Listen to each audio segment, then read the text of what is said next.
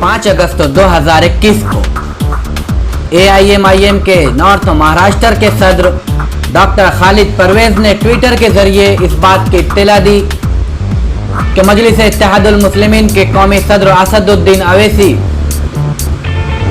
मजलिस इत्तेहादुल मुस्लिमीन महाराष्ट्र के सदर इम्तियाज जलील और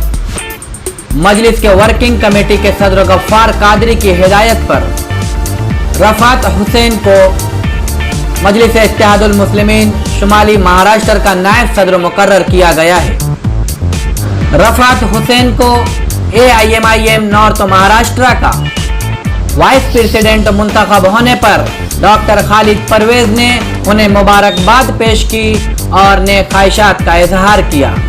हम आपको बता दें कि मजलिस के नौमुंतखब नायब सदर रफात हुसैन नंदुरबार जिला के रहने वाले हैं और इससे पहले मौसूफ